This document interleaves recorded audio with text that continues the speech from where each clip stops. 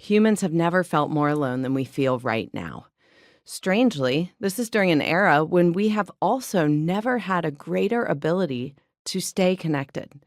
We are far more connected through our phones and social media than the world of email and Blackberries that I had access to the night of the party on the boat. Yet loneliness now tops the list of mental and physical health crises for millions across the globe, with some nations even declaring it a new kind of epidemic. To me, this is clear evidence that the way we are pursuing relationships just isn't working for us.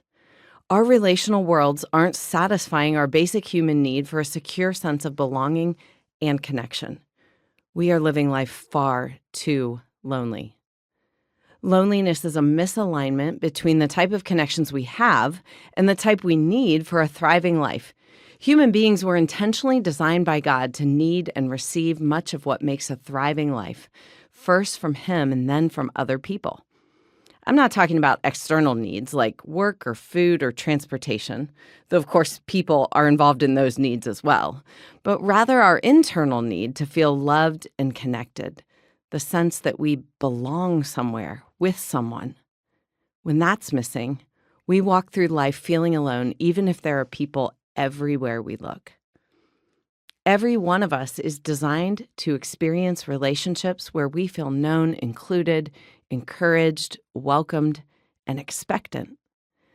The roots of all 5 of these types of relationships start in our connection with God and take shape in and through our human relationships. When we live without the relationships we need, our souls are not fully satisfied. We're lonely. Most of us have probably learned to live this way, and it's been a long time since we felt the warmth and benefit of all 5 of these aspects of human connection.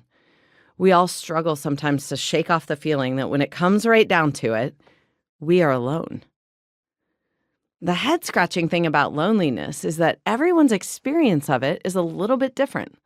Most of us can't even explain why we feel lonely at certain times, like when I was at that party and surrounded by friends. Loneliness doesn't necessarily go away just because you have a few decent relationships in your life.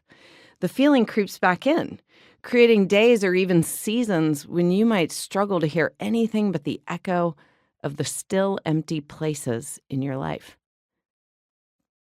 One type of relationship isn't meant to satisfy all your various needs for a sense of belonging. Just because you have a best friend doesn't mean you don't need the encouragement of people on the same life mission. Just because you have an extended family who loves you doesn't mean you don't need a group who will invite you to their barbecues.